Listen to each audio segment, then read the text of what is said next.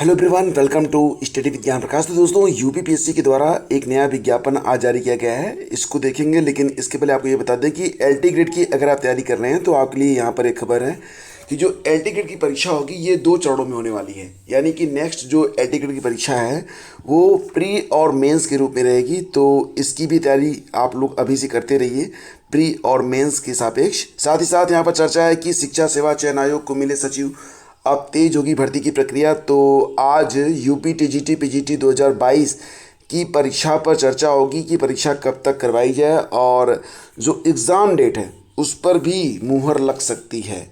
तो फिलहाल आज चर्चा करेंगे इस पर भी। और आगे बढ़े तो जो अगली खबर निकल के आ रही है वो ये है कि यहाँ पर देखेंगे आप, आरओ पेपर लीक की जांच अब एसटीओ को दे दी गई है। सिविल लाइंस पुलिस ने मुकदमे से संबंधित दस्तावेज जांच एजेंसी को भेजे हैं।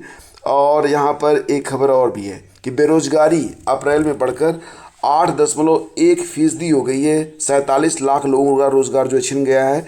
12 माह में बेरोजगारी की जो औसत है वो 8.15 है, और लगभग 2,44,00,000 ग्रामीण काम की तलाश में हैं। और एक और भी खबर है कि बीएसएनएल अगस्त से देश भर में 4G सेवाओं की शुरुआत करने जा रहा है। तो फ्रेंड्स, ये सारी खबरें हैं जिन पर चर्चा करेंगे आज के इस छोटे से वीडियो में। बने रहिए हमारे साथ। चैनल पर पहली बार हैं तो सब्सक्राइब कीजिएगा, बेल आइकन को प्रेस कीजिएगा। करंट अफेयर के नोट्स आपको अवेलेबल करवा दिए गए हैं, लिंक वीडियो के डिस्क्रिप्शन में है। तो फ्रेंड्स, सबसे पहले बात कर लेते हैं 2 चरणों की परीक्षा एलटी ग्रेड में। जैसा कि आप जानते हैं कि इसके पहले जब एलटी ग्रेड का विज्ञापन आया था 2018 में, तब परीक्षा केवल एक चरण में हुई थी। ऑब्जेक्टिव टाइप क्वेश्चंस पूछे गए थे और सिर्फ सिंगल स्टेज एग्ज़ाम से ही अंतिम रूप से चयनित कर लिया गया था अभ्यर्थियों को। लेकिन आपको ये भी पता होगा कि आयोग ने पूर्व में तय किया था कि वह सभी भर्तियां 2 चरणों की परीक्षा में पूरी करेगा। पहले चरण में प्रारंभिक परीक्षा, दूसरे चरण में मुख्य परीक्षा। तो मार्च 2018 में जब एलटी ग्रेड का विज्ञापन आया था तब एकल परीक्षा हुई थी। और इसी बीच आपको याद होगा कि हिंदी और समाजी विज्ञान विषय का पेपर आउट होने के आरोप लगे थे, जिसकी जांच एसटीएफ को सौंपी गई थी। एसटीएफ ने प्रिंटिंग प्रेस संचालक और तत्कालीन जो परीक्षा नियंत्रक थी उनको गिरफ्तार किया था। विवाद की वजह से आयोग ने हिंदी और समाजी विज्ञान विषय का रिजल्ट रोक दिया था। विवाद के वर्ष भर बाद जब एसटीएफ ने चार्जशीट दाखिल की थी तब आयोग ने दोनों विषयों का परिणाम जारी किया था। तो एकल परीक्षा के माध्यम से होने वाली भर्तियों में ऐसी गड़बड़ी की आशंका बनी रहती है। ऐसे में आयोग ने बाद में तय किया था कि भर्ती के लिए एकल परीक्षा नहीं होगी, बल्कि प्रारंभिक और मुख्य परीक्षा के माध्यम से भर्तियां की जाएंगी। अभी फिलहाल 6000 पदों पर जो रिक्त पद हैं उसका अध्याचन आयोग को मिल चुका है। लेकिन सबसे बड़ी बात यहाँ पर यह है कि अभी एलटी ग्रेड में जो समकक्ष अर्हता वाला मामला है उस पर गवर्नमेंट की ओर से क्लियरेंस नहीं मिला है, जिसकी वजह से विज्ञापन जारी नहीं हो रहा है। लेकिन उम्मीद की जा रही है कि साल के अंत में आपको एलटी ग्रेड का नया विज्ञापन देखने को मिलेगा। वहीं पर फ्रेंड्स, बात करेंगे यूपी टीजीटी पीजीटी एग्ज़ाम के बारे में। तो इस पर आज बैठक हो सकती है। जैसा कि आप लोग जानते हैं कि लोकसभा चुनाव की अधिसूचना जारी होने से पहले ही 12 सदस्यों की नियुक्ति शिक्षा सेवा आयोग में कर दी गई थी। लेकिन यहाँ पर जो अध्यक्ष हैं उनकी अस्थायी नियुक्ति और जो सचिव हैं उनकी अस्थायी नियुक्ति नहीं हुई है। हालांकि अभी एग्जामिनेशन कंट्रोलर की नियुक्ति भी नहीं हुई है, और एग्जामिनेशन कंट्रोलर यानी कि परीक्षा नियंत्रक के बगैर परीक्षा कराई भी नहीं जा सकती है। हालांकि नए सचिव गिरिजेश त्यागी जो है आज कार्यभार संभालेंगे। हालांकि ये भी कार्यवाहक ही हैं, यानी कि पूरी तरह से जो आपका शिक्षा सेवा आयोग है इसको एक्टिवेट होने में अभी समय लगेगा, जब तक लोकसभा के चुनाव चल रहे हैं। लोकसभा चुनाव के बाद ही आपको अस्थाई जो सदस्य हैं, अधिकारी हैं, वो देखने को मिलेंगे। इसके बाद अस्थाई रूप से ये आयोग जो है ठीक से काम कर सकेगा। हालांकि आज शासन ने उच्च शिक्षा के विशेष सचिव गिरिजेश त्यागी को नए शिक्षा सेवा चयन आयोग का कार्यवाहक सचिव बनाया है। वो मंगलवार को प्रयागराज आएंगे, आयोग में सदस्यों के साथ बैठक करेंगे और 8 मई को आयोग के अध्यक्ष एमपी अग्रवाल के नेतृत्व में प्रस्तावित बैठक के लिए एजेंडा तैयार करेंगे। तो ऐसे में लंबित शिक्षक भर्ती प्रक्रिया अब तेजी के साथ आगे बढ़ने की उम्मीद है, ऐसा अखबार लिख रहा है। यानी कि आज और कल दोनों दिनों बैठक होगी। आज जो कार्यवाहक आपके सचिव हैं वो आ रहे हैं, और कल जो आयोग के कार्यवाहक अध्यक्ष हैं एमपी अग्रवाल, उनके साथ भी आयोग के सदस्यों की बैठक होनी है। यानी कि आज और कल शिक्षा सेवा आयोग की बैठक होगी, और उम्मीद ये जताई जा रही है कि ये जो बैठक होगी ये काफ़ी इंपॉर्टेंट हो सकती है for the upcoming exams for assistant professor, विज्ञापन संख्या 51, और टीजीटी पीजीटी विज्ञापन संख्या 2022 वाला। तो फ्रेंड्स यहाँ पर तैयारियाँ की जा रही हैं और यहाँ से जो भी न्यूज़ निकल के सामने आएगी उस पर हम चर्चा करेंगे। जैसा कि आप लोग जानते हैं कि कुल 4163 पद हैं टीजीटी पीजीटी में और 1057 पद हैं असिस्टेंट प्रोफेसर के। खैर ये तो मैं इतनी बार बता चुका हूँ कि आपको ये आंकड़े बिल्कुल रट गए होंगे और अगर एग्ज़ाम में आ जाए तो 100/100 मिल जाएंगे। फिलहाल अभी जो डेट्स हैं उस पर चर्चा हो सकती है, ऐसा अनुमान लगाया जा रहा है और आगे जो कुछ भी चीज़ें होंगी उस पर हमारी नज़र बनी रहेगी। चैनल पर पहली बार है तो सब्सक्राइब कर लीजिएगा ताकि जब भी कोई अपडेट्स आए सबसे पहले आपको मिल सके। और इसी के साथ फ्रेंड्स आगे बढ़ते हैं तो आरओ पेपर लीक की जांच अब एसटीएफ को सौंप दी गई है। सिविल लाइंस पुलिस ने मुकदमे से संबंधित दस्तावेज जांच एजेंसी को भेजे हैं। विवेचना क्यों दी गई है? क्योंकि प्रकरण में अब तक की तमाम गिरफ्तारियां व साक्ष्य आकलन का काम एसटीएफ की लखनऊ इकाई ने ही किया है। इनमें गुर्गों से लेकर सरगना तक की गिरफ्तारी एसटीएफ ने ही की। प्रयागराज, नोएडा, लखनऊ, गोंडा व कौशाम्बी जनपद में ताबड़तोड़ छापे मारकर एसटीएफ ने अभियुक्तों की गिरफ्तारी की। इसे देखते हुए विवेचना एसटीएफ से कराने का निर्णय लिया गया है। तो आयोग के क्या है आरोप की आयोग सचिव की ओर से दी गई तहरीर में पुलिस को बताया गया था कि प्रकरण की प्रारंभिक जांच में कुल 128 प्रश्नों के लीक होने के साक्ष्य मिले हैं।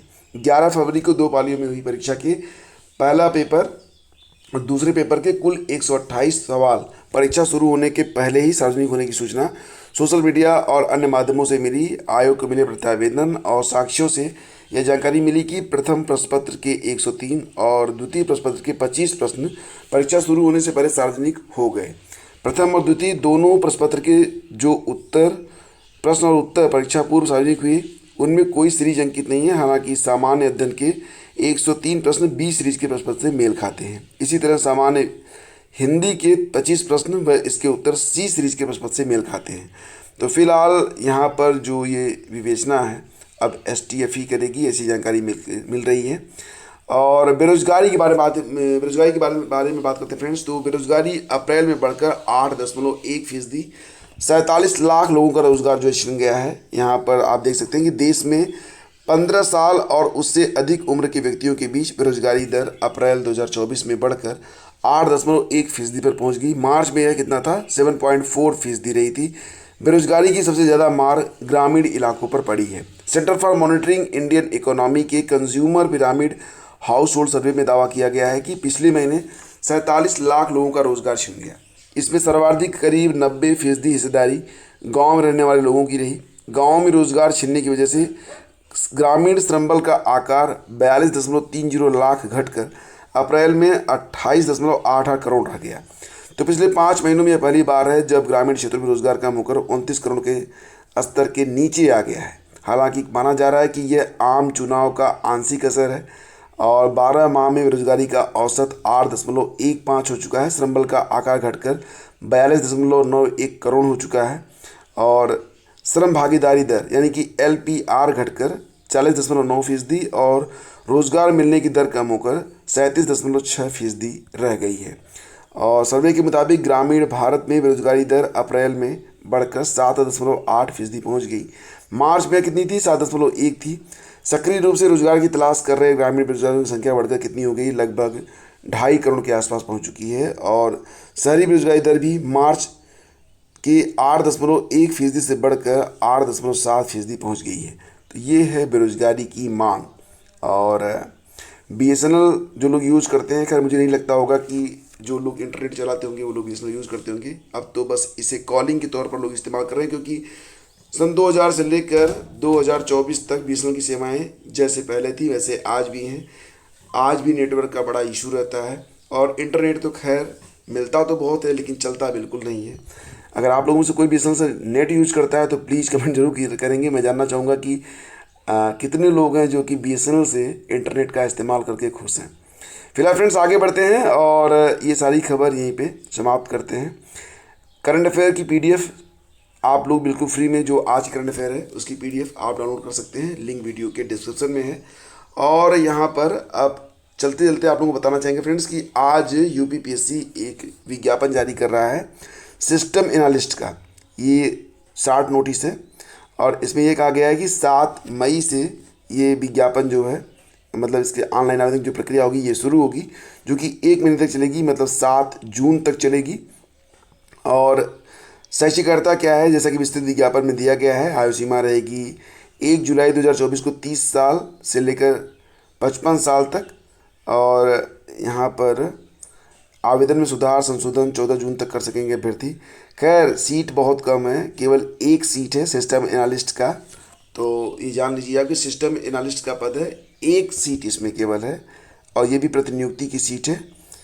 तो खैर ये बहुत आकर्षक नहीं है, लेकिन आप लोगों को पता होना चाहिए कि क्या विज्ञापन आ रहे हैं। Thank you so much.